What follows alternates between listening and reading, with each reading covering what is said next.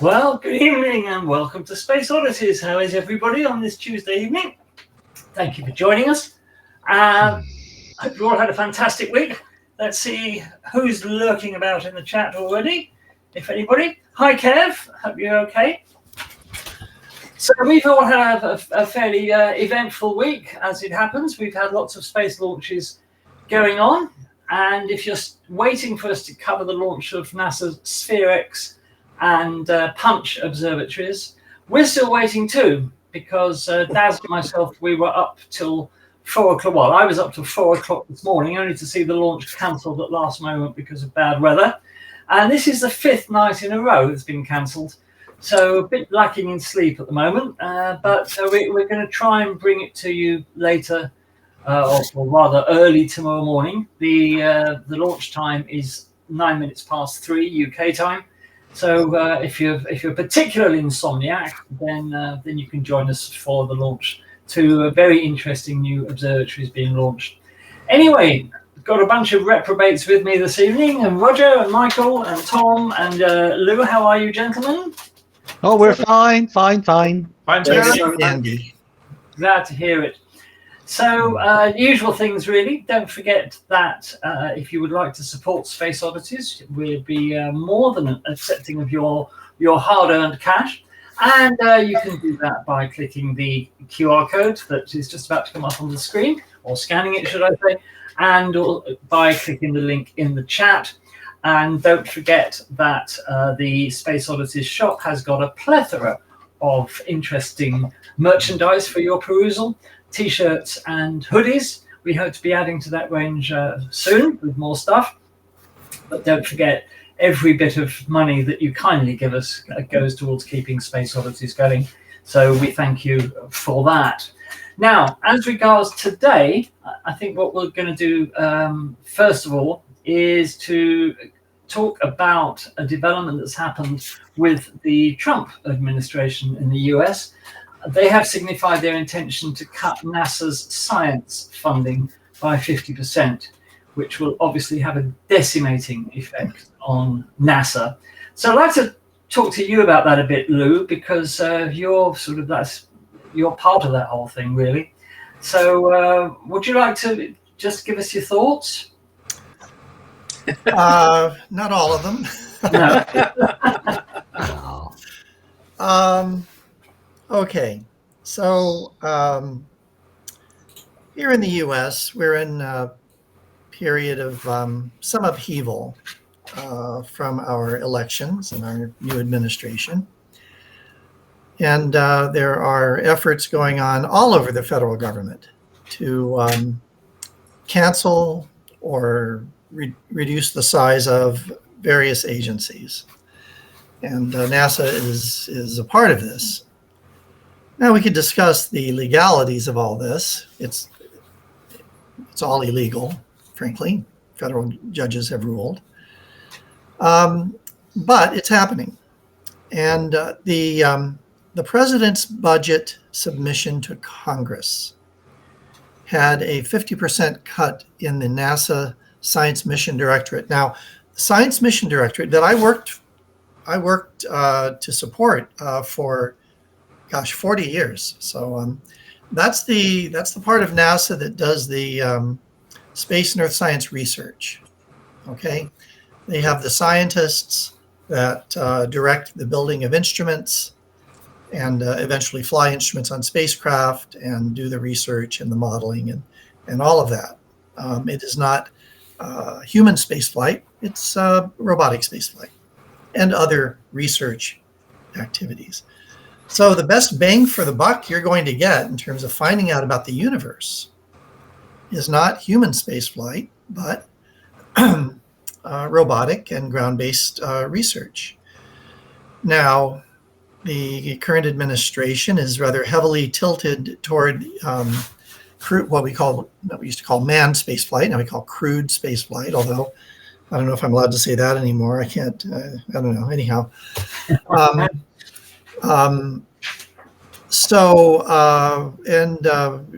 Elon Musk is making a strong pitch to de-emphasize going back to the moon and to go to Mars. The current NASA administrator has said we can do both. Nevertheless, human spaceflight is more costly, of course, than robotic spaceflight. And the other thing to keep in mind is that this is simply the president's budget offering. The president is required to submit a budget offering every, fiscal period. Generally, it's thrown in the trash. I mean, it just is. It's his interest and intention, and there may be talks behind the scenes, but it's Congress who develops and negotiates and votes on the budget. So I do not expect when the dust settles for there to be this kind of drastic cut to SMD. It's also quite possible, because this is how it often works, that a continuing resolution is passed, which simply says Congress can't decide on a budget, so we're just going to keep things flat the way they are for another few months, 6 months, perhaps a year. So this is also possible. So there's just tremendous uncertainty for NASA, for NOAA, for all of the federal government agencies. And we are also seeing that orders are coming out to fire these people, air traffic controllers or NOAA employees or what have you, and then they get reversed. Oh, we're sorry, we didn't mean that. You can have your jobs back. So it's very hard to predict how all this will settle. And I suppose that we should also point out it's not just robotic missions; it's telescopes like the Hubble and the James Webb, which are robotic missions. Yeah. If the 50% budget cut did in fact go through, Voyager funding would be cut, New Horizons funding would be completely cut, and a number of other missions would be cut or delayed. So it's kind of a chaotic time, I guess. Chaos is the word I'm looking for. Yeah, it's a chaotic time. Yeah.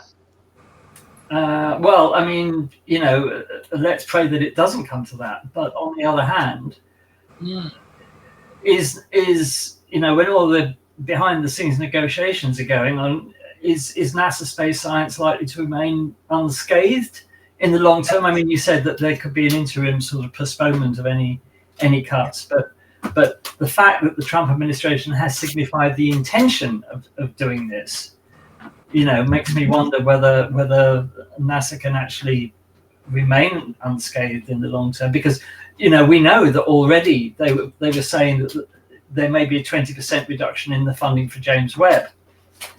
So I don't know. What do you think? It's hard to tell. There is a general interest in reducing the size of government, whether it's canceling programs, reducing programs. There's as many of your viewers probably know, there's an ongoing activity to try to get federal government employees to retire. Yeah. And to target the employees who are rather new to their jobs, as well as employees who've recently been promoted, because these are people in probationary status. So there's just a general interest in doing this, in reducing the size of federal government.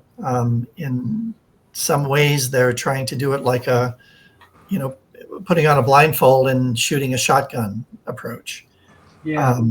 So that's hard to tell. I suspect, especially since I'm not sure of this, but I believe the Senate, we have a House of Representatives and a Senate. I believe the Senate, in order to pass a budget resolution, I think they have to have 60% of the Senate voting for it. Right. And that makes it a little harder to do anything really draconian. Yeah. But, we'll see.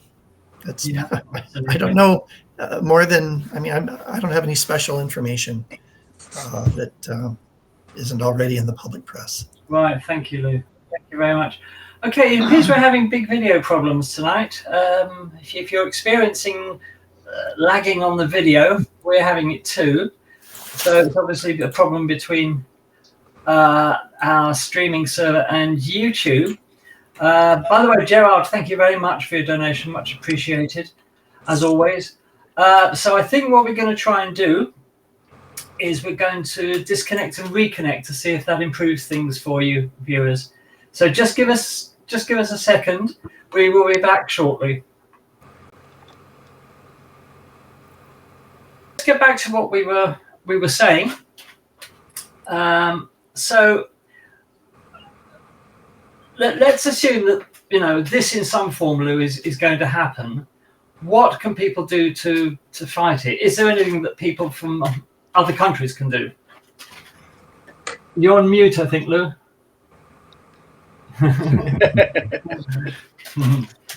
As I was saying, absolutely, there is something that can be done. And what I've been doing, and what so many of my friends and colleagues have been doing, is calling Congress daily. Congress takes note of this. They are required to log every phone call that comes in, whether you actually end up talking to a person or leaving a message. And Congress right now is very aware that people are not happy. Sure. And the more you can emphasize that message, the better. Now, what I have found an app that I use on my phone, it's called 5 Calls. 5 Calls. Mm-hmm. It's supposed to make it easy to make 5 calls to your representatives every day. Well, not too many people have time to do that, but it does make it very easy to identify issues, and boom, you enter your zip code, and immediately your congressional representatives are on the screen with their contact information, phone numbers. So it makes it so easy to call. And I would recommend, if people are not happy with what's going on, if they have concerns, they're all, I mean, may not just be NASA, but whatever it is, this app really makes it easy to contact people who are the decision makers in this country. Right. Thank you. So that's 5 Calls, the app. Now, what about people like us in other countries? Is there anything we can do? Yes, I would strongly recommend that you run for your lives. I think that's the solution. That's better. Hey. Dolphins. Yeah. To the extent that your leaders, your representatives, have to make a case on the international stage, I think it makes sense for you to contact them as well. Sure. And give them the firepower, so to speak. Give them the permission, the ammunition to make statements that they know their constituents are behind when they're talking to the European Union or NATO or the international stage in general. That would be my recommendation. Yeah. Okay. I mean, I've been looking online to see whether anybody had started a petition that people around the world could sign, but there doesn't appear to be anything yet. Well, that's because you haven't started it, Andy. Okay. You can't leave this to others to do. Homework, Andy. Homework, Andy. I have the feeling with Trump's mentality that somebody starting something in another country would just be ignored out of hand anyway. So I think it would need somebody within the US to start it. But it's a good idea. I shall look into it. Perhaps we can get something. We are having. I'm sure this isn't quite the case, but it seems almost daily protests all over the country for various issues, including federal government mistreatment, Ukraine, civil rights. You name it. And so there are tons and tons of protests going on in the U.S. I love them for a variety of reasons, but one, all the creative signs that you see. Some of them are wonderful. I was at a protest for NOAA, National Oceanographic Atmospheric Administration, which is responsible for weather forecasting and climate forecasting and severe storm warnings and such. And somebody had a really neat sign that said, scientists can't stand on the shoulders of giants if Trump is cutting them off at the knees. Brilliant. That was perfect. Absolutely perfect. Yeah. And of course, there have been all sorts of protests against Elon Musk as well, with his dealerships being attacked and cars burned. But not just in the US. In Paris, there was a big attack. Hands off Noah. By the way, Lou, for those viewers who might not know, could you just describe exactly what NOAA does? Sure. NOAA is a federal government agency. It's a sub-agency of the Department of Commerce. And it has within it the largest assembly of environmental data in the world. And it supports weather prediction through things such as the AWIPS program, Advanced Weather Information Processing System. So if you turn on the telly, you used to call it the telly, right? You turn on the telly. You're learning, Lou. You're one of us. Favorite weather forecaster pointing to a map that's got all kinds of animations that potentially is coming from AWIPS. They also they have environmental spacecraft satellites, as well as ground-based environmental sensors that monitor the environment and can help predict weather, severe storms, forest fires, a lot of emphasis on wildland fire detection and alerts. They monitor shorelines and fisheries and the health of fisheries. And so just pretty much anything that has to do with the Earth's environment, they are at the leading edge. Right, thank you. I'm right in saying that if you're a company doing TV weather in the US, your data is ultimately going to come from NOAA, probably, yes? Yes. Yes, okay. And I'm glad I asked you that question, because that's going to come up a bit later in the program. So, I mean, we're seeing, unparalleled attacks on science generally, not just space science, but all science, and it's a worrying trend. I'm not quite sure why ultimately it's happening. We could discuss this for hours, but there just appears these days, especially if you look on social media, such an anti-scientific backlash from a lot of people, and I don't understand why or where it's coming from, and I find it very worrying. I mean, what about you, Lou? I mean, do you sense the same thing, that the anti-science sentiment in society is just growing and growing and growing? Absolutely. Maybe more so. Well, it's hard to say. I don't have any great data behind me, but perhaps more so in the United States than many countries. I think my take on this is that as a human species, we are pack animals, right? We're still pack animals. There's safety in numbers.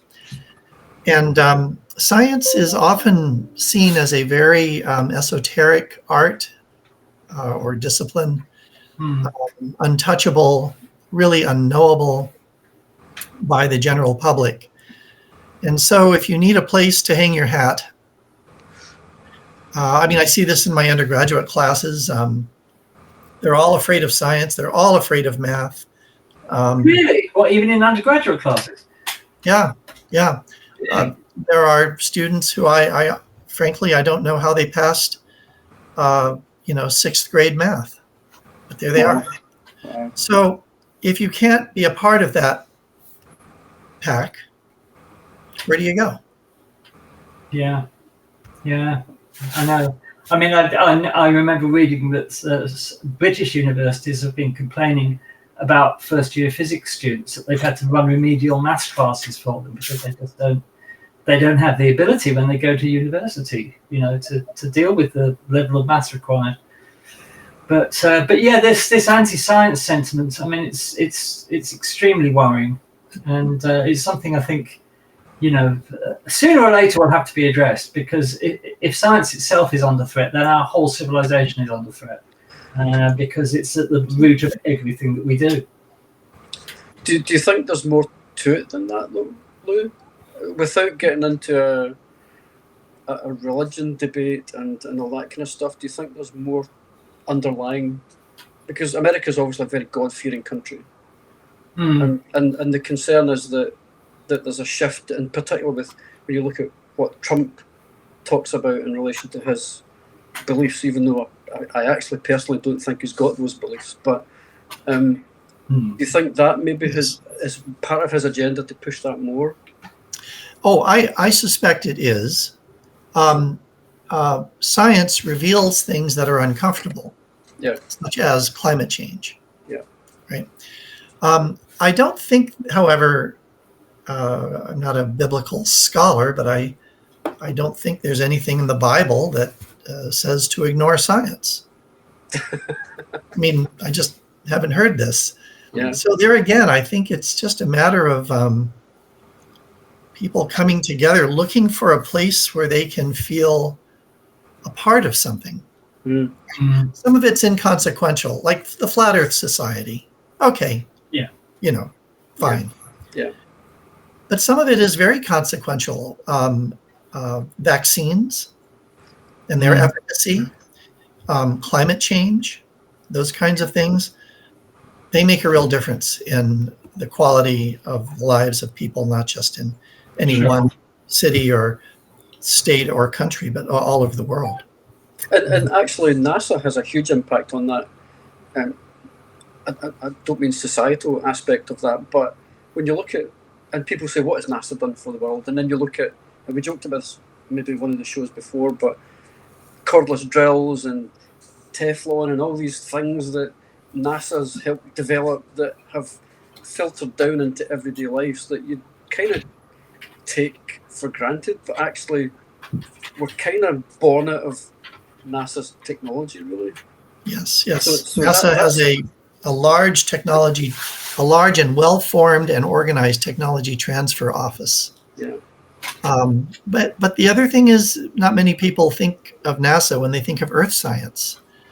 But NASA has probably the largest assemblage of Earth scientists, or one of the largest, on the planet. Yeah.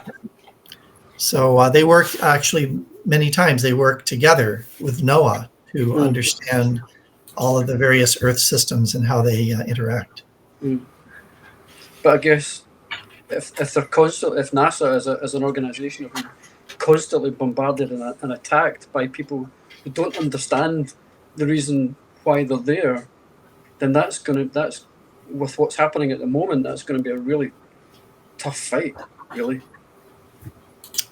Yes. That's why I wear this. Yeah. Promote NASA wherever I go. Yeah. Okay. Guys, sorry, but we seem to be having yet more video problems on YouTube. The video is very jerky, although the audio seems okay. So we're going to persevere for the moment and hoping it cures itself. If it doesn't, viewers, if it gets completely unwatchable, we will kill it again, and hope that it comes back. Let's just give it 2 minutes and see what happens. We do apologize for this. It's completely beyond our control. I'm just looking at it now. It is incredibly jerky. Okay, we're gonna kill it again, viewers. Apologies for this, to mess you about. We obviously never want to do that. We are going to end this stream, and we will come back on another video on the channel. So we'll be back on. But for the moment, we'd like to thank you for being here. And we're just in the middle of a discussion about anti-science sentiment. We'll just wait for the remaining viewers to come in. If they decided not to go off in a huff and not to watch, which I wouldn't blame them. So there we are. I think if you look at successive polls about public perception of science, it's not great on lots of issues. You know, a substantial number of people think that the sun goes around the Earth, for example, and a substantial number of people deny that we are descended from a common ancestor with the primates, and so on and so forth. Well, thank you, Paul. Paul says it's no better, just carry on. Okay, we're going to carry on because we don't really have a choice. But let's hope it fixes itself. So, you know, much as science has advanced the world in the last few hundred years, I think a lot of people are really being left behind. And as science gets more and more complicated and digs more deeply into really complex issues that for most people are completely beyond their comprehension, I think you know, science makes, as you said, people are frightened of science, as people are always frightened of the unknown. It's a natural human thing. It's a survival instinct in a way, isn't it? Ironic that science, the process of science, of this kind of critical thinking and evaluation, is the best way that we have to pull back the covers of the unknown and to find out what our world is truly about. So it's a little ironic. Mm. Yes, it is. It is. Anyway, there is some light at the end of the tunnel. We're starting a new feature here on Space Oddities this week, and it's all to do with this. It's all to do with, you know, if you look on social media, any post about space or the universe or anything to do with astronomy or astrophysics or anything, it always, without fail, attracts a large number of comments of people saying it's all nonsense, it's all lies, it's all CGI, NASA are liars, etc., etc., etc. I mean, you know, and those comments about NASA always turn up, even when, of course, the post got nothing to do with NASA whatsoever. But I think a lot of Americans, when they think space, they think of NASA and that's it, and they don't realize that there are other space agencies around the world. So, you know, there's that. Like what? Sorry? Oh, very good, Lou. Yeah. Okay. I'm just going to demote you video-wise. There we are. Let's put you back in your place. It's the last time you tried that one. So, So, you know, social media, I mean, I've given up on Facebook. Yeah, very good. Near Earth asteroid that will just... Very near Earth asteroid. Try to imitate my cat.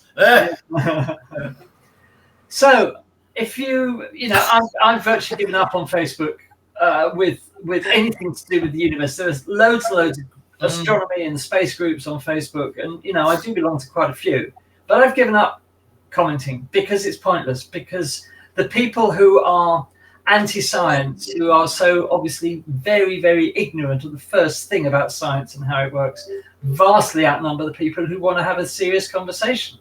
And it's impossible now, especially, I don't know about other social media, but I suspect it's the same. It's impossible to have a scientific conversation on Facebook now. You just get shouted down by all the idiots turning up. So we thought we'd start paying tribute to those idiots by having a weekly feature. If you, the viewers, like it, of course. If you don't like it, we'll go on. Then to heck with you. And we're calling this feature Einstein of the Week, and we will hopefully bring this to you each week, because we're never short of enough material, believe me. So we're going to do the first Einstein of the Week tonight, and just let me set this up, and here we go. So just bear with me 1 second. So this is Einstein of the Week, and these are things that I've seen on social media. Viewers, if you see similar things, mail them into us. Take a screenshot of it if you can, but if not, just make a note of what's being said. But a screenshot would be preferable. And you can send those into us at Space Oddities, info@spaceoddities.space. If you have enough of them, I'll create its own email address. But for the moment, use info@spaceoddities.space. So if you see anything like these examples, then we'd love to see them. And you know, it'll be a bit of fun, because you can get very depressed with all this stuff. And I've come to the conclusion you can throw facts at all of these people, You can throw as many facts as you like, and it just makes no impression. It's water off a duck's back. So I think the only way to deal with these people is to just laugh at them, basically. So we have a few submissions. So number 5 tonight, coming in at number 5. This person is obviously not a fan of NASA. Unfortunately, everyone at NASA will burn in hell someday. Yeah. Wow. So, yeah. It's not very exciting. Yeah. So watch out, Lou.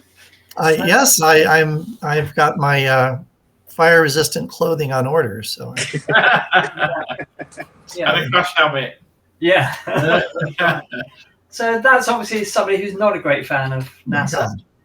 Number 4. Not understanding much about satellites. This is somebody from a group called Flat Earth Friends. Now that tells you immediately what to expect.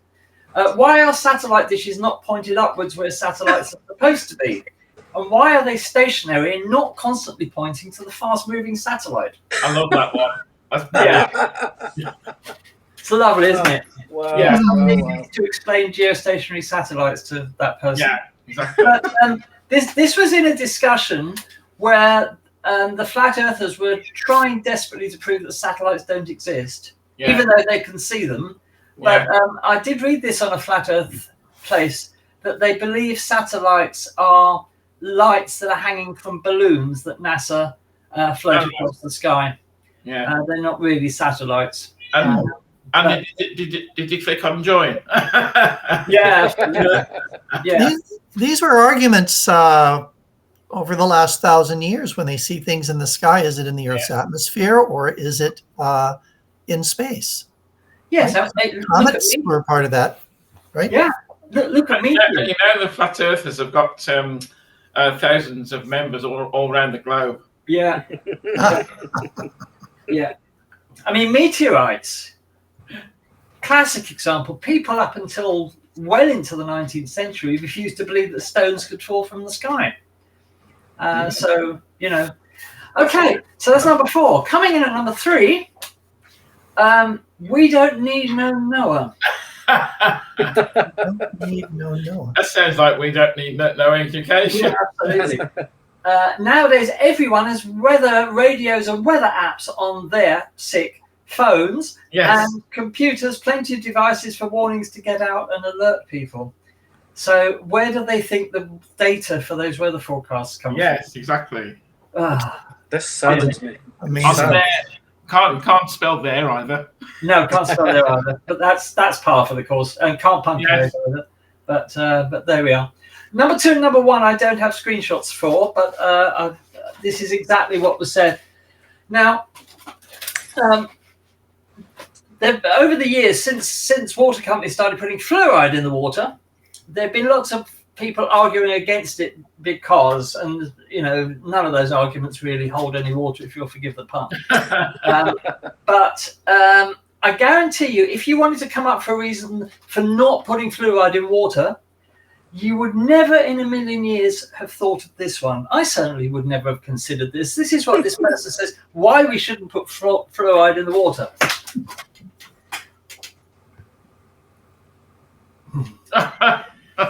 Fluoride dumbs down our spiritual relationship with God. What? Okay. No. Well, what I have found, it's not particularly transformative, but it's certainly easier. Is I just keep asking, oh, why? Tell me more about that. Yeah. How do you know? How do you know? That's interesting. Tell me more. Yeah. Eventually, they run out of rationale. But Yeah. it's interesting. So that's this week's number 2 Einstein of the week, and number 1, again, as I said, I don't have a screenshot for, but this was absolutely priceless. So, Einstein of the week. This comment. Yeah. The Earth cannot be 4,600 million years old because we are in the year 2025. That's a brilliant one. That is. Yeah. Wow. Wow. Yeah. Do you think a lot Obviously. of these are just a bit clickbaity? Not using the Mayan calendar, I see. No, obviously Yeah. not. Obviously not. But there we are. That's number one. That's our Einstein of the week. As I said, viewers, if you have any similar examples, we'd love to feature them each week because we have to laugh because things are getting a bit desperate at the moment and a bit dark. So let's all have a laugh and laugh at these people. Send them into info@spaceoddities.space, and thank you very much for that. So there we are. So that's Einstein of the week. I love that, Andy. Well done, Andy. Great. Let's keep doing that. Yeah, let's keep doing it. Absolutely, I totally agree. I think, as I said, I think laughing at these people is the only way. I think you can't change their minds with facts. So just laugh at them. Yeah. Yeah. So there we are. Okay. Well, moving on. I'm just going to see what the video's still bad on YouTube by the look of it. Yes. So we will persevere. Let me just give me 1 second. I just want to check something here. See where we are. Oh, okay. We appear to be okay. Oh, no, that's bizarre. Hang on. No, it seems to be all right. Does it? Yeah. Okay, but I'm getting Lou talking from about 10 minutes ago. Oh, right. Is anybody else getting that? Or are we actually live? No, I'm getting the current picture. Oh, okay, must be mine then. Okay, great. All right, apologies for all these problems, viewers. It's sorry, that's all we can say, but nothing we can do about it. Okay, we're going to move on then. So I think it's that time of the week where we come to Mr. Hyman for the weekly roundup of the night sky and the gallery. And as you may remember from last week, we have an overflow into this week's gallery because we had a lot of images last week. So lots. So we're going to go with Roger and the gallery. And of course the night sky guide. So Roger, take it away, please. Hey, here we go then. All being well. So here we go for the 11th to the 17th of March. So we're working our way up to a full moon on Friday, which is also in the wee hours just before moonset is when we have a lunar eclipse, but more on that later. Spoiler alert. Okay, so this was the moon a few nights ago when I did get a clear spell and I was about to get a picture, so took the opportunity. Although it's the same every month, I keep getting reminded, but I can't help it. I'm a Selenophile. You filthy beast! I've got the tablets to prove it. I know. Okay. So we are now starting to see Orion set towards the western horizons now, as these are displaying at 10 o'clock through the week, unfortunately. But we still have a lovely evening view of Jupiter and Mars, and also Venus earlier on in the evening. Although we are getting influenced by a brightening moon through the night and through the week as well. But exciting things to happen in the latter part of the week, as we will see shortly. So, as we progress towards sunset, as you can see, Saturn is getting very close to the Sun, so there's no chance of seeing that at the moment. Obviously, Neptune too, because we are in daylight time. But we do have Venus and Mercury still quite close together at this point in the time, with the planets staying fairly closely together. Although tomorrow night they will be about the closest they will be for the time being. So that should be good. So we have got, obviously, during the wee hours of the 14th of March, we will get to start to see the lunar eclipse. Although it is best suited for the USA, they get to see the whole thing start to finish.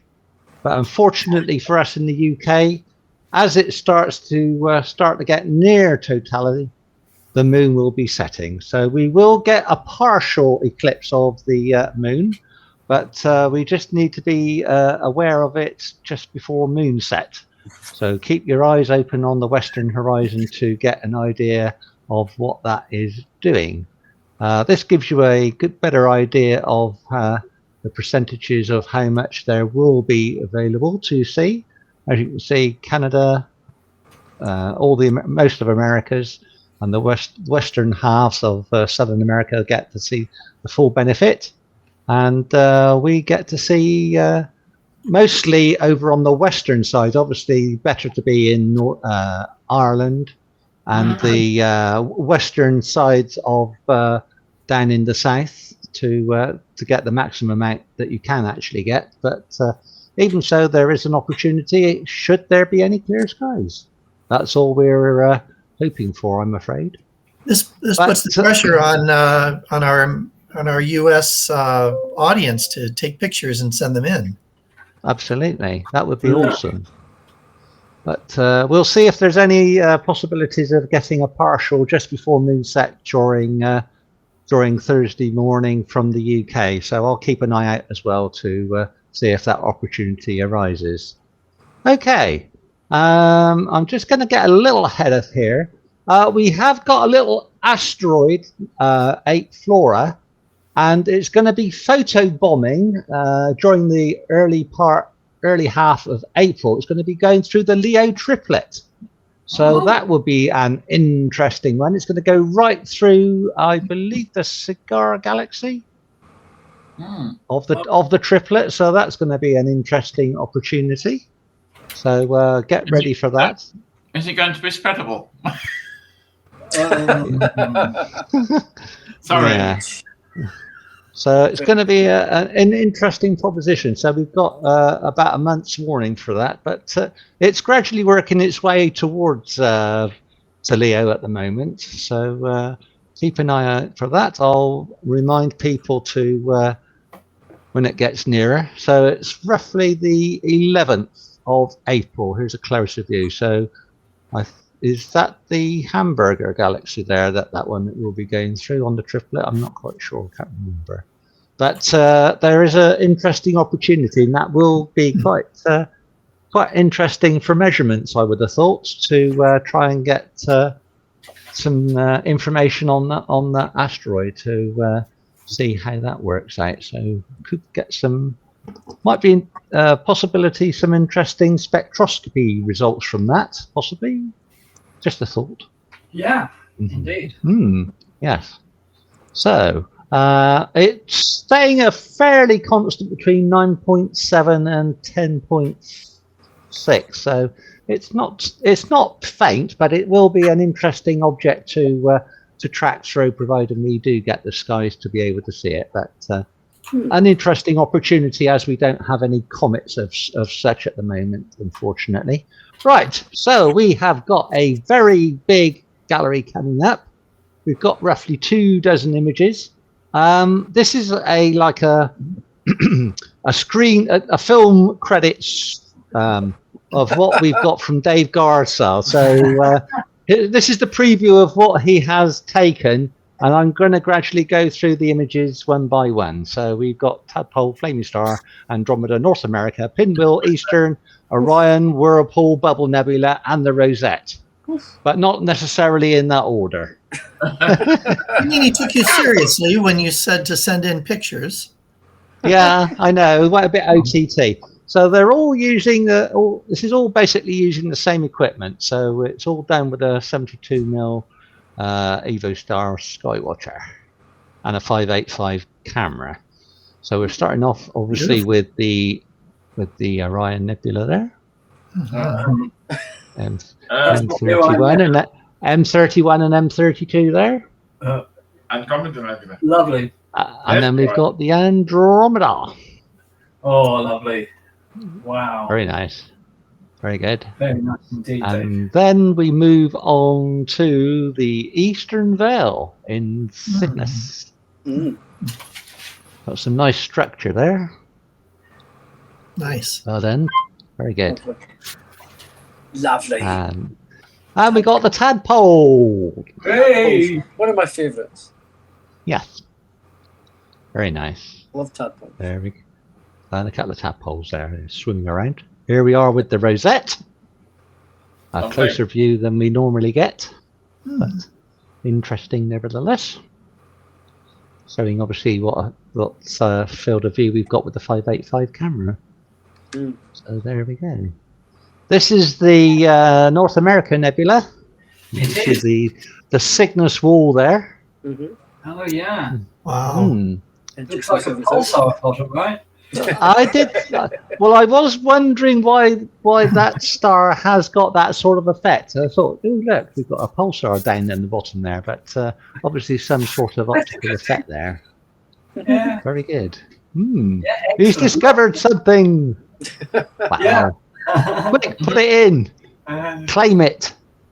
Claim it and name it. Right.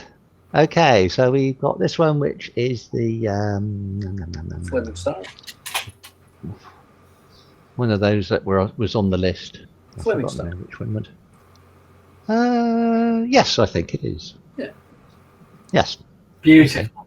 Beautiful. and then we've got the whirlpool. Oh, always a crowd pleaser. Oh yes, very good. Done that quite well on that second galaxy there. Mm. And then we move over to the pinwheel. Oh yes. It's got Oh, some yeah. nice color. Yes. Lovely. Yeah. Beautiful. Of course, that's where the supernova was last year, wasn't it? That's right. SN23IXF. Oh, he knows. Oh, yes. Whoa. Ooh, put that in the quiz. Excellent. And then we Yeah. got the Bubble Nebula Ah, with the bulbs. Ah, with a bubble. Beautiful. Well Well done, done. Dave. Mm-hmm.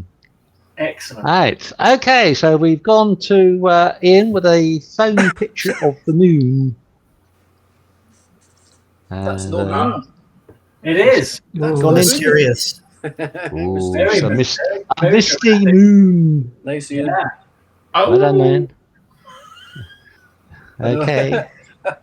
Right. Okay. So we've got Johnny and Rachel's picture of SH2171. So Maybe yeah, Johnny or Ronnie, and this was their effort. Ooh, Oh. Lovely. love the Wow. colours. Well, Not picked since I just photoshopped.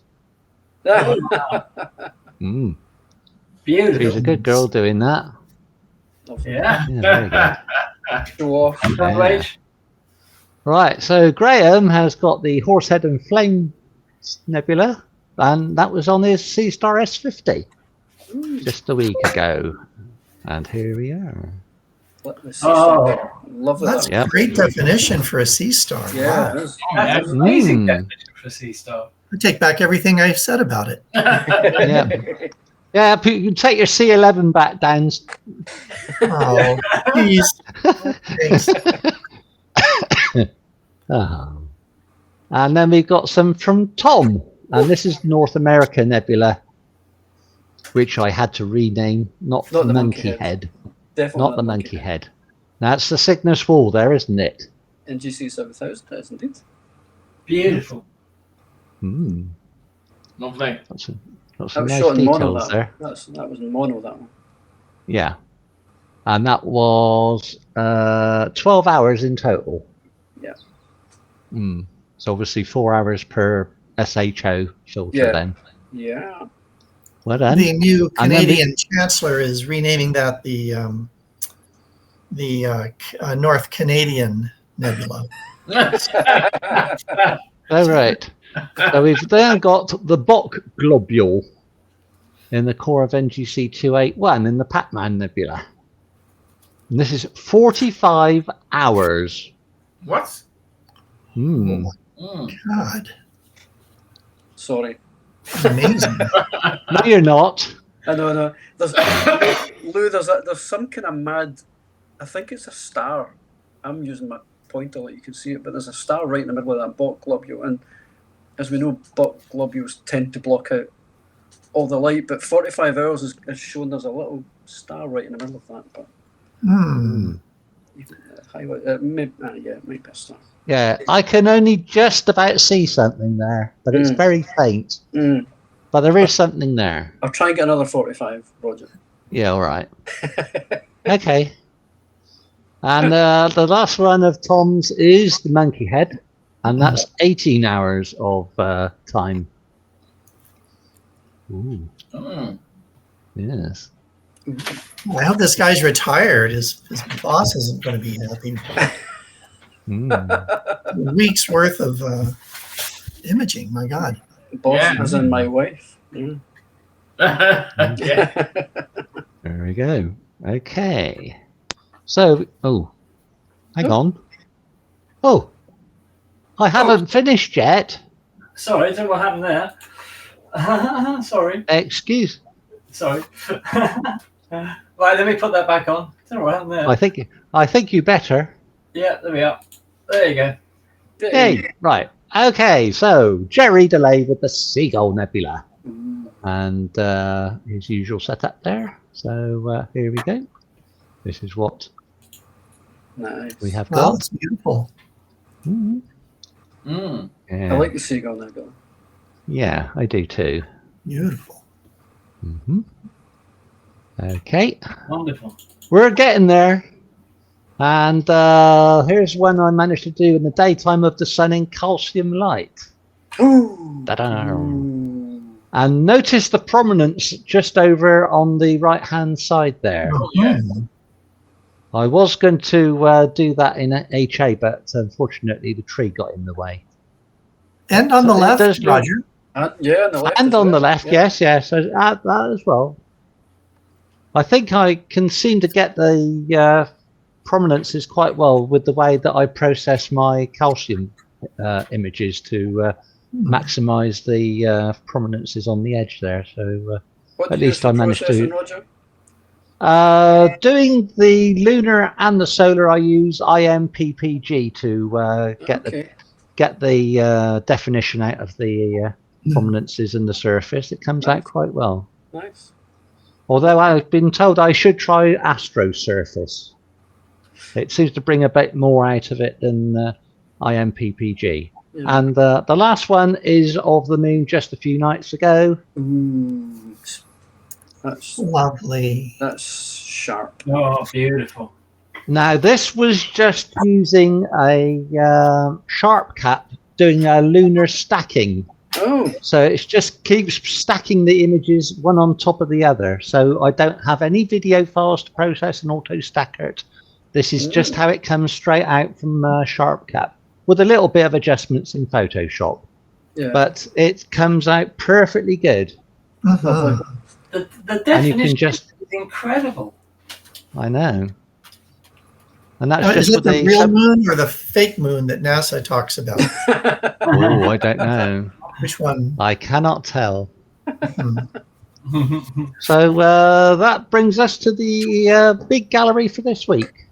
Oh, thank you, Roger. That's great. Thanks, Roger. Thank you, everyone. Yeah, and as you know, as always, viewers, please do send your images into the gallery. I noticed in the chat that Heidi says she has a sea star. Prove it, Heidi. Prove it. Yeah. Send your images into us at gallery@spaceoddities.space.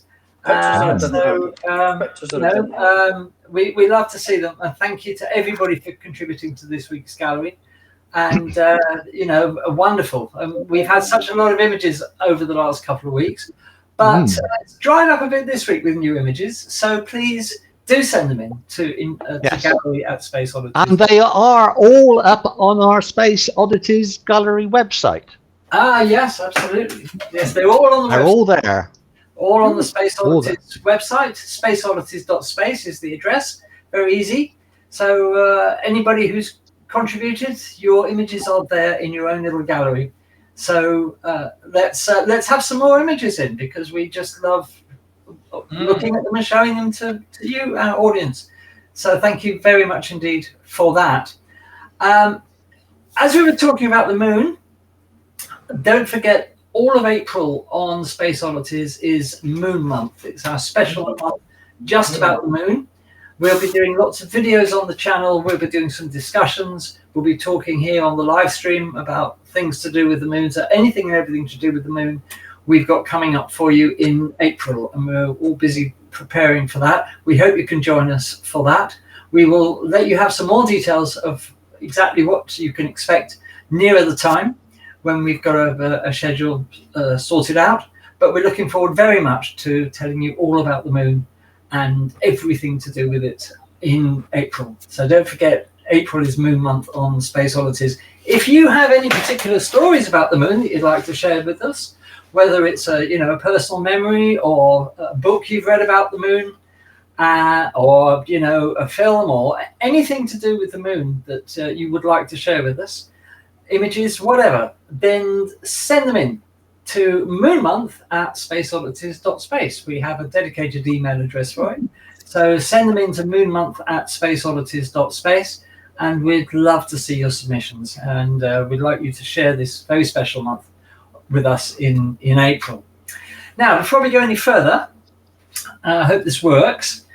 I don't know whether many of you, I'm sure, will have heard of a roll-on shed, which is basically a shed that comes apart to expose a telescope within. It's a type of observatory that many amateur astronomers construct. And just to show you what can happen when observatories have roll-on, roll-off sheds and they go a little bit wrong. So let me just show this one.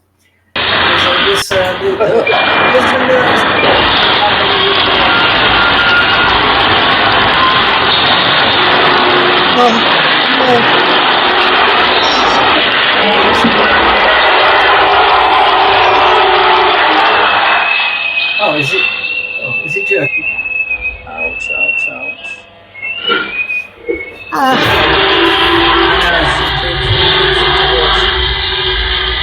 Is that it? So painful to watch that. It's very painful to watch that. Is that jerky? No, that's not here. Is it okay? Did it play okay? Yep. Well, I can't resist it.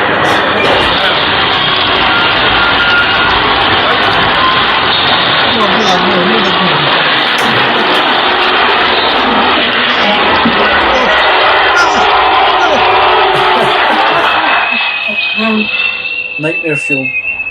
Whoa. Absolute nightmare fuel. Yeah.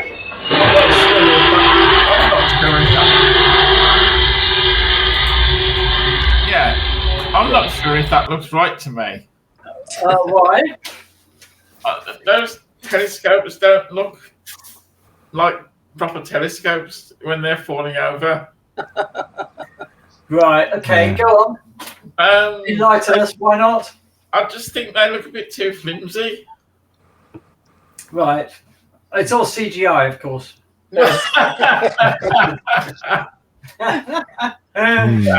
Okay. All right. If the optics seen that Max Suithoff survived, Doubt it. Okay. So there we are. Very, very sad episode there. I think all of us cringed. I'm sure you did as well, viewers, seeing that. But there we are. Okay, what we can do now is to move over to have a look at this week's news. So just give me 1 second and we will go to the news. Not an enormous amount of news this week, but there are some very interesting articles nonetheless. So here is today's news, or this week's news. Give me 1 second and I will tell you what exactly has been going on this week. So this week we have 5 stories, and this is the first one. Hang on, this isn't working now. Brilliant. Okay, 1 second. Just give me 1 second. Seem to be having video problems here as well. Oh, it's one of those days, isn't it? Definitely.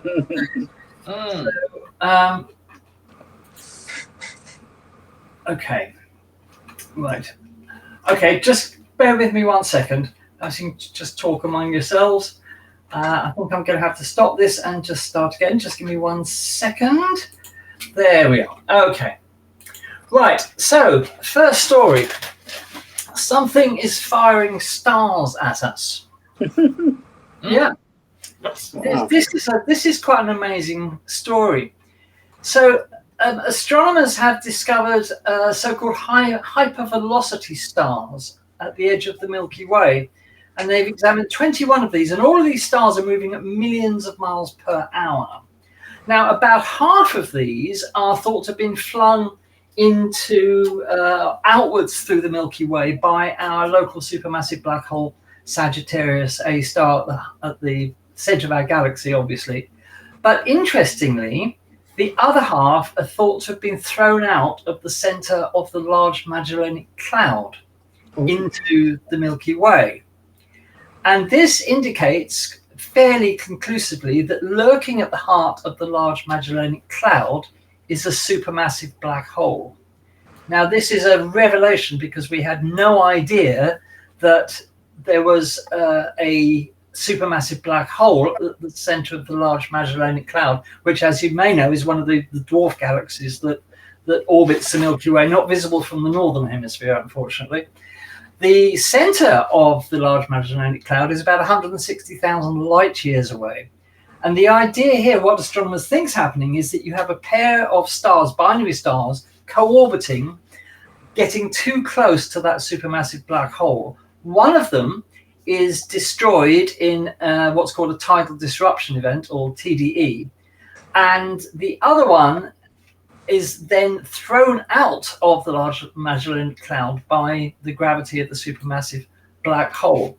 Now, this is not conclusive evidence that there is a supermassive black hole at the center of the LMC, but it's difficult to understand what else it could be.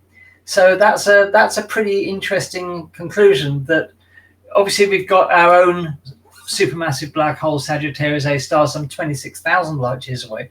Now that we know there's another supermassive black hole lurking not too far away, only 160,000 light years away, there's been no indication yet of what the mass of that supermassive black hole is.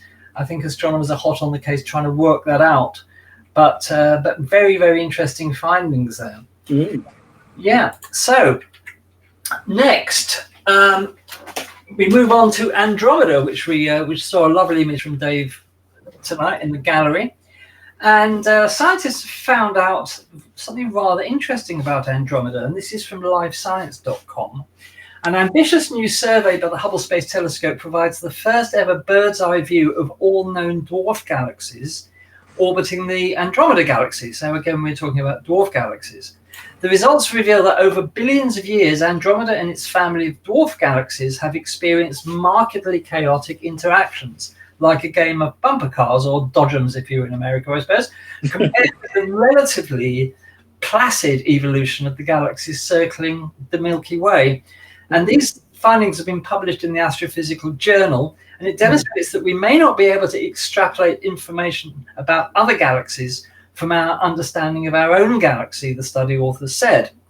There's always been concerns about whether what we're learning in the Milky Way applies more broadly to other galaxies. Study co-author Daniel Weiss, an associate professor of astronomy at the University of California, Berkeley, said in a statement, "Our work has shown that low-mass galaxies in other ecosystems have followed different evolutionary paths than what we know from the Milky Way satellite galaxies.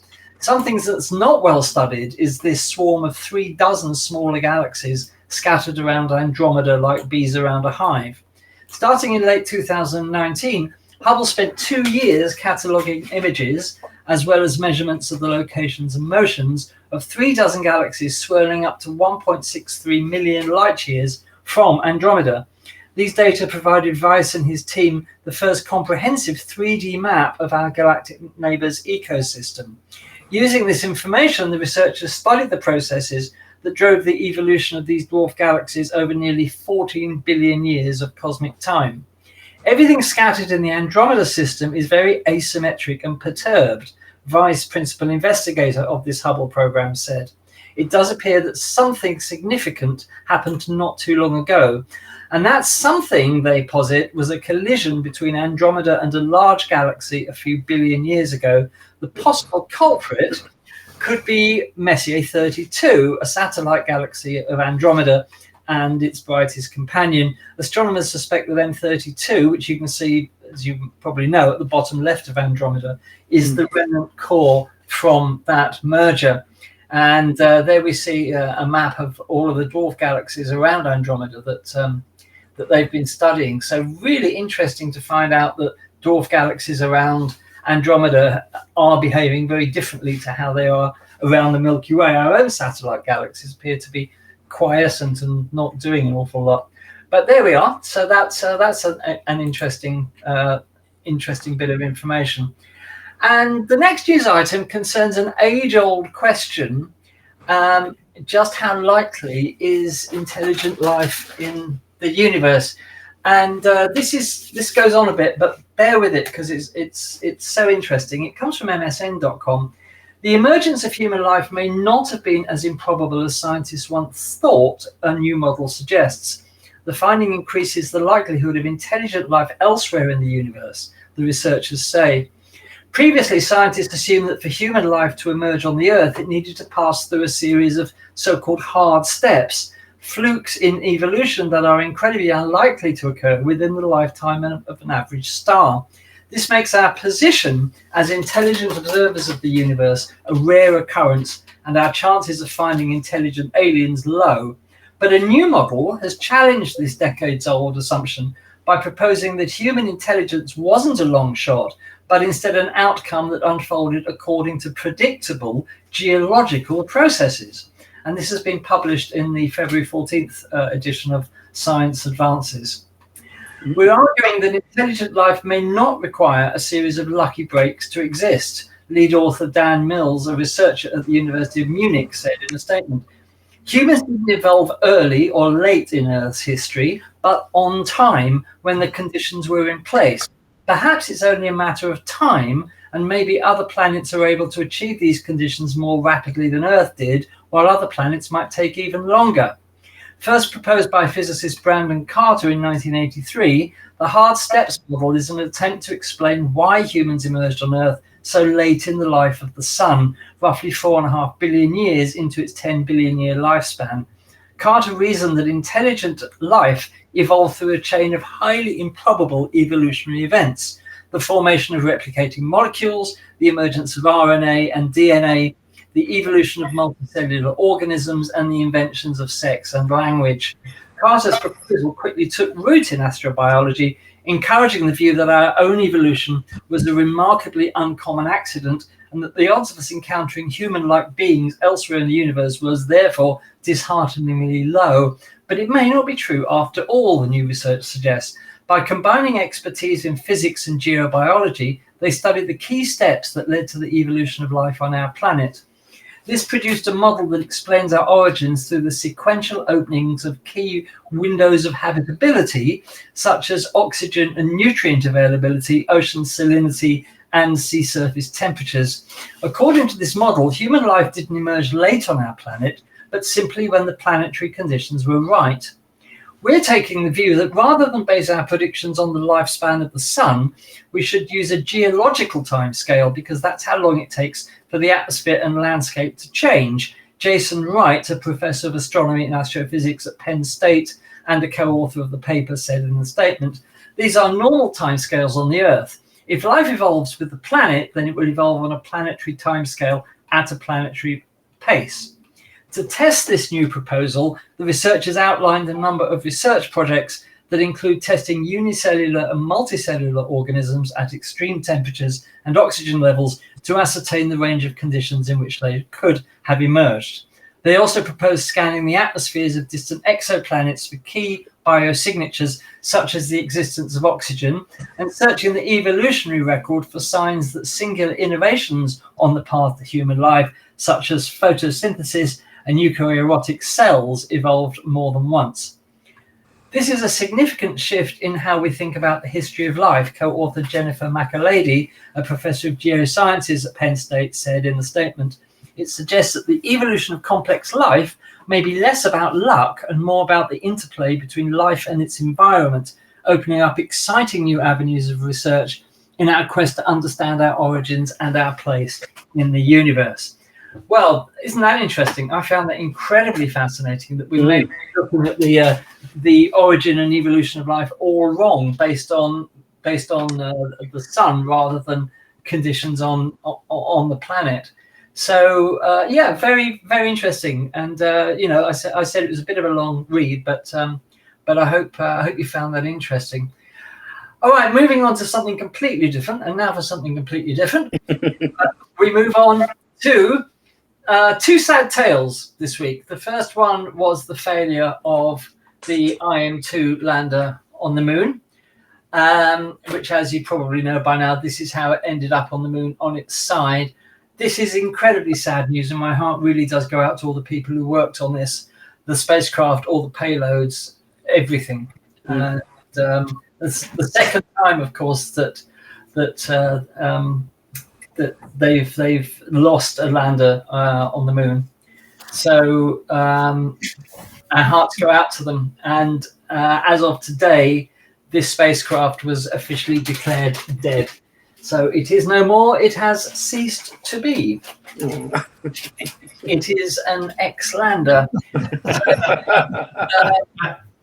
So yeah. Obviously, intuitive machines. Well, what can one say?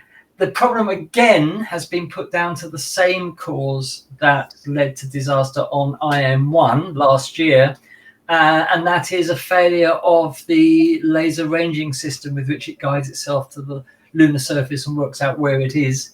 Time to buy a new type of laser, I would say, lads. But you know, very sad altogether. Yeah. And the other bit of news this week, of course, which you've probably seen, SpaceX had another disaster. Another Starship blew up in the atmosphere. And what can one say? On the plus side, they did manage to catch the booster again, 3 attempts out of 3. So they demonstrated that method of returning the booster safely to the Earth works. But on the other hand, you had this, and this was from the Bahamas. Astronauts on that? It burns up. It burns up. It burns up.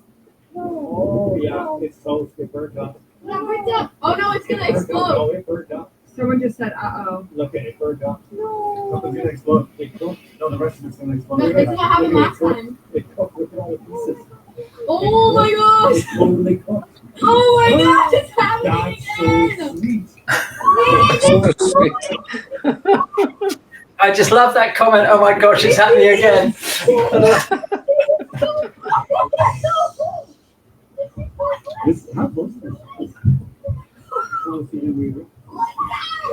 This is so close. Are you kidding me? No. Totally destroyed. Are you kidding me? That's all going into the billions and billions of dollars. So there you are. So there we are. A sad end to Starship. Rumours that the Gulf of America is about to be renamed the Gulf of SpaceX debris are just those rumours. So very sad. So there we are. So interesting news this week. I don't know whether you have had time to think about it, Lou, but any thoughts about that study about the likelihood of intelligent life emerging? It's an interesting study. More research has to be done. It's all quite speculative, but that's fine. And we are looking for biosignatures, especially with James Webb, getting some beautiful infrared spectra of molecular species and atmospheres of exoplanets. So it's really hard to know. I think more research is indicated. That's what I'll say.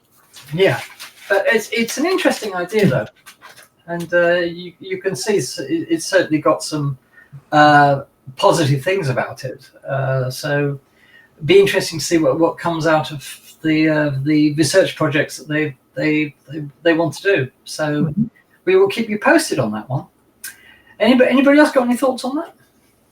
I every time I'm out imaging, actually, I look up, particularly when I'm imaging other galaxies, and I always have this little thought in my head that there's someone else in another galaxy looking back, taking images of our galaxy, thinking the same kind of things, and it's just, I think you'd be daft to think that there wasn't other forms of intelligent life, not as we know it, out there, to be honest. So, I'm not a planetary scientist. I'm not any of these clever people, but I think my own opinion is that I think there must be. Yeah, absolutely. And if this latest idea is correct, it certainly means, or should mean, that life is far more plentiful in the universe than we think, which would be fantastic news. Of course, we're never going to, if there is intelligent life, we're unlikely ever to meet any of it. But, as we always say, we'd settle for one microbe alive somewhere other than the Earth, which would, demonstrate that, if we found one living microbe in our solar system, it must mean that the universe is teeming with life. There's no other way of looking at it. I heard a couple of weeks ago when they released, maybe it was last week, when they released information about the stuff that they found on Bennu about RNA and DNA and all that kind of stuff. Yeah. And that makes you that. So there's a lot of people poo-pooing the panspermia thing, but does that then agree with that? The things that they found on Bennu? Well, it would certainly indicate that the potential for life exists in not off the Earth. The question is, how often does potential result in success, if you like? Yeah. And that we don't know, and because we have no analog for life. This is the only planet we know with life on. We don't have any analog to compare anything to. We need to get these canisters back from the surface of Mars. We do. We do. And we still got to find out about intelligent life on Earth. Yeah, that's true. That's true.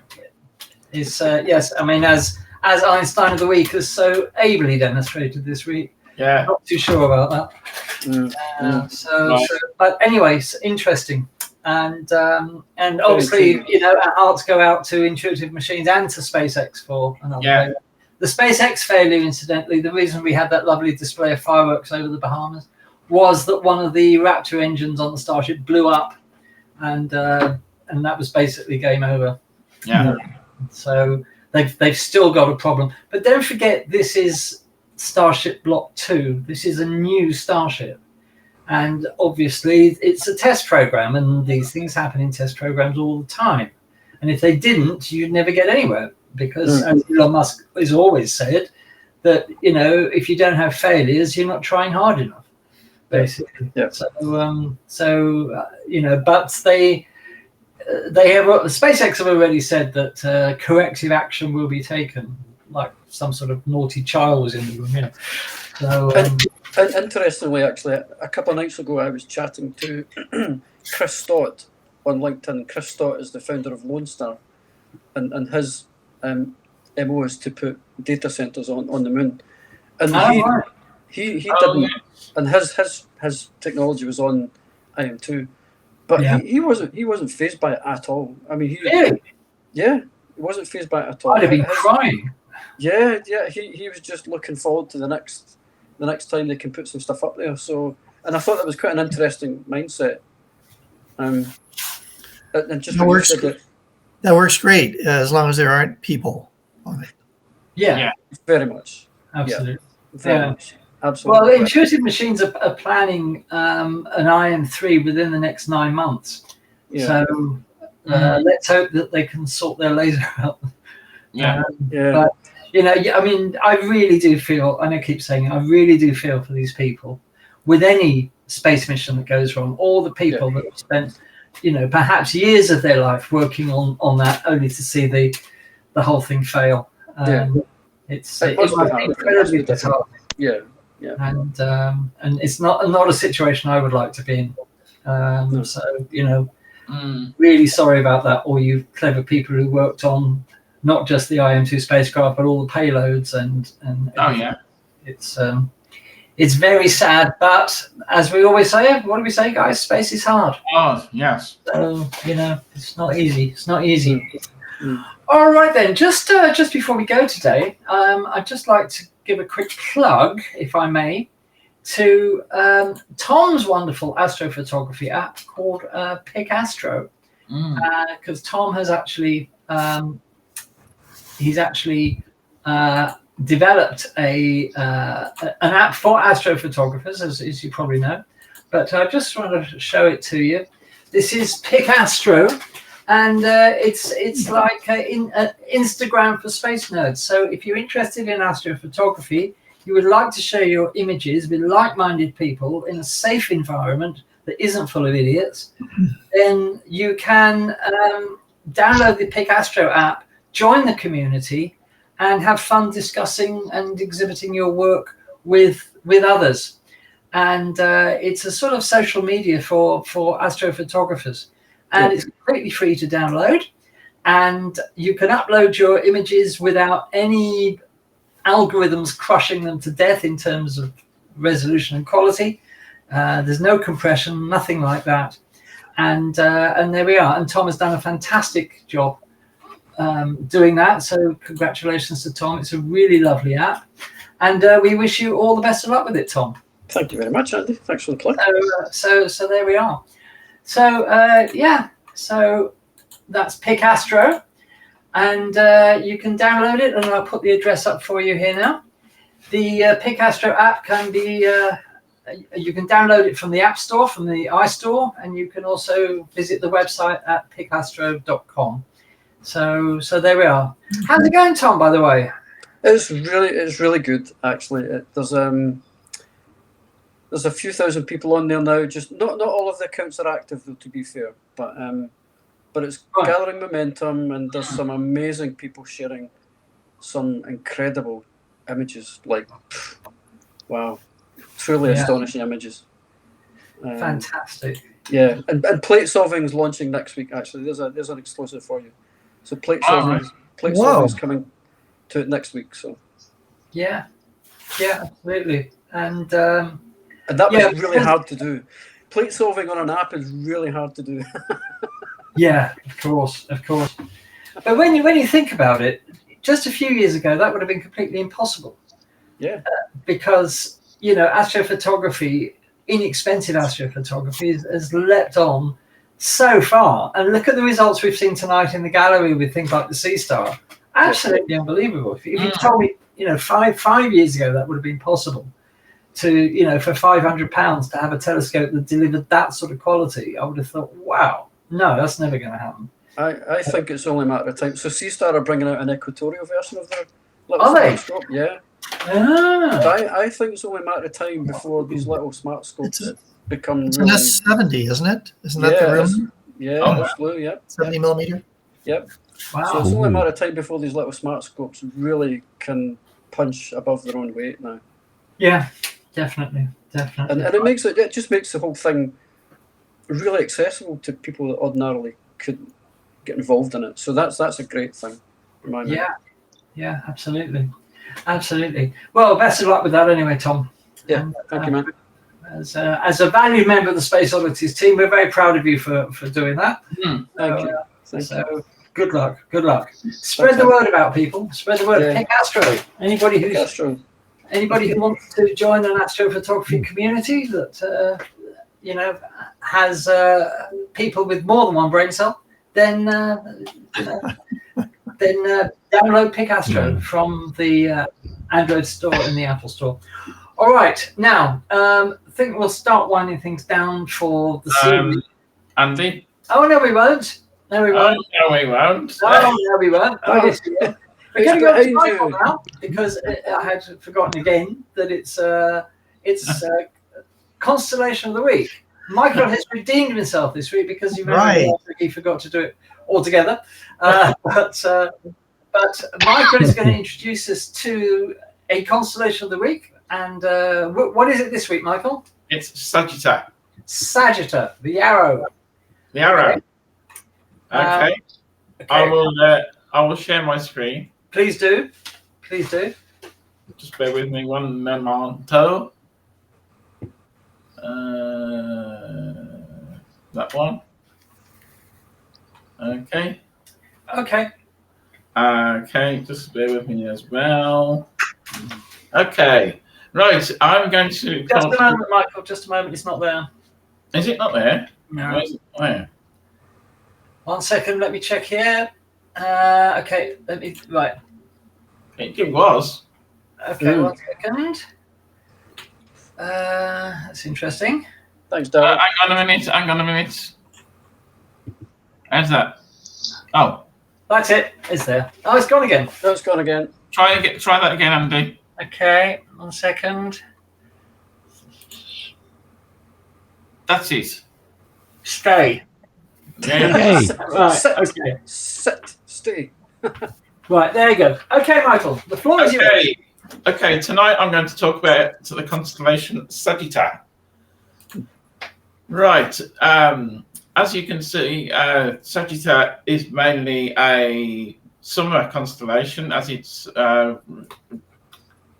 quite in the middle of the summer triangle. You've got Cygnus, Deneb at the top there, Altair in Aquila at the bottom, and Vega in Lyra, and Sagittarius is virtually in the middle of those constellations. So in a couple of months' time, you shall see this constellation rise into full view. So just a few details about Sagittarius. Okay, this is one of the standard map of the constellation. As you can see, it's not very big. Sagittarius is a small constellation in the northern sky near the constellations Aquila and Delphinus. It's amongst the 48 constellations identified by the 2nd century astronomer Ptolemy. The Sagittarius means arrow in Latin, and it symbolizes the arrow of the mighty hunter Orion. Sagittarius is the 86th constellation in size, occupying an area of only 80 square degrees. And this is a zoomed in version of that particular map. So there you go. It's not very big, is it? Not very big. Only just 80 degrees across. So not very big at all. But there's a few details about the 4 main stars in Sagittarius. Sagittarius has no stars brighter than 4th magnitude and contains a few notable deep sky objects. These include globular cluster M71 or NGC 6838 and the Necklace Nebula, a planetary nebula discovered in 2005. Alpha Sagittarius, formerly named Shan, is a yellow star with a magnitude of 4.38. Beta Sagittarius is known as Sagittarius. Be careful how you say that. Also magnitude 4.38. It stands out due to its distinct orange hue and slight variability. So this constellation is another constellation where the Alpha star is not the brightest star. The brightest star goes to Gamma Sagittarius in this case. It's the brightest star in the constellation with a magnitude of 3.51, and it is a variable star. Probably a similar reason to why Betelgeuse is the alpha star in Orion. And Delta Sagittarius is a binary star with a magnitude of 3.68. The primary star is a red giant, and the secondary is a main sequence star. The Delta Sagittarius is a spectroscopic binary with a composite spectrum, meaning light from both stars can be detected. It has an orbital period of about 10 years and an eccentricity of 0.44. It is also a variable star with its brightness changing from between magnitude 3.75 and a minimum of 3.83. So a few more details there. Another notable member of Sagittae is HM Sagittae. This is another binary system, which is a dusty type of symbiotic nova. These are slow, irregular, eruptive variable stars with a very slow nova-like outbursts and with an amplitude of between 9 and 11 magnitudes. You can see Alpha and Beta Sagittae there. HM Sagittae is quite faint, and which is located just another length from the Alpha and Beta. You see what I mean?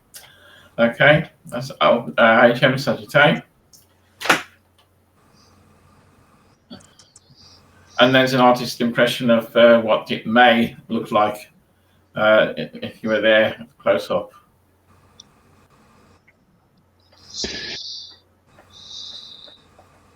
And next I've got globular cluster M71.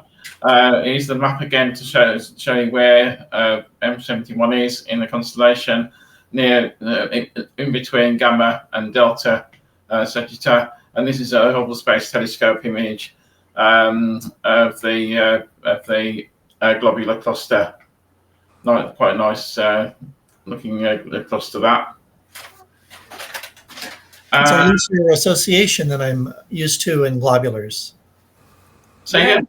That's a looser association than I'm used to in globulars.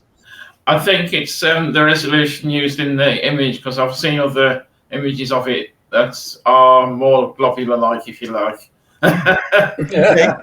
So, you know, very loose, isn't it? Yeah, what we all think of a globular.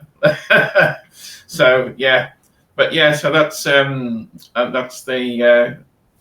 globular cluster. As I say, this is a Hubble Space Telescope image, and also the Necklace Nebula. I've never seen that before. No, I didn't know about that one. I just couldn't grab that one. This is a composite image taken by the Hubble again back in 2011. It captured the glow of hydrogen in blue, and oxygen in green, and nitrogen in red. So yeah, it's a big target for you guys. It's recently discovered, planetary nebula. So wow. Yeah. So your S50 images will be a little better, probably. Yeah. So, and I think that's my last slide, possibly. Yes. My last slide. Thank you very much. Okay. Thank you, Michael. Thanks, Michael. Yeah. So Sagittae, as Michael said, it's not visible in the northern sky yet, is it? Not quite now. Give it a few weeks when the summer stars start to appear. Like Deneb and Altair and that. Later on in the evening, that is anyway. So yeah. Okay. Thank you, Michael. Fancy having a go at the necklace then, Tom? I think it might be too small for my 200mm light bucket, but I'll give it a shot. Yeah, give it a shot. That is a big one. Viewers, if you manage to get any shots of the Necklace Nebula, which I think is new to us all, then send them in to gallery@spaceoddities.space. There's a challenge for you.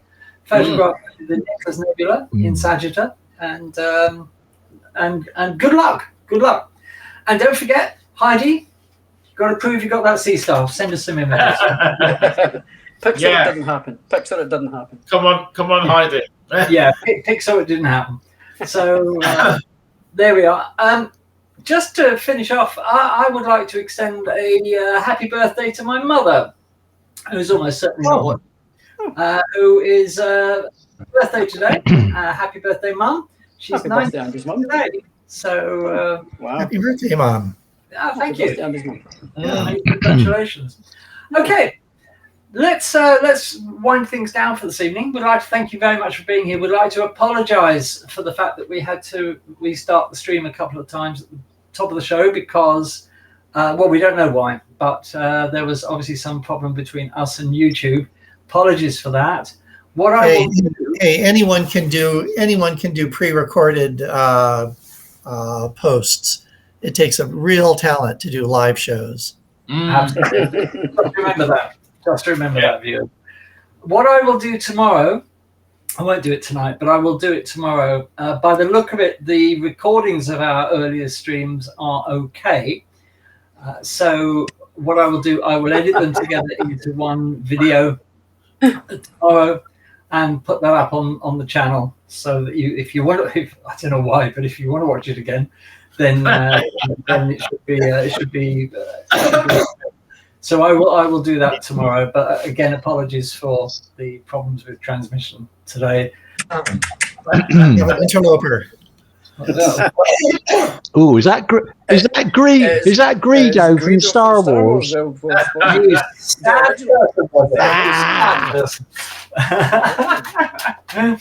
Okay, Ian, thank you for wishing happy birthday to my mum and Gerard as well. And my mum lives in Pembrokeshire, so she's having some lovely Welsh weather at the moment, as you can imagine. So there we are.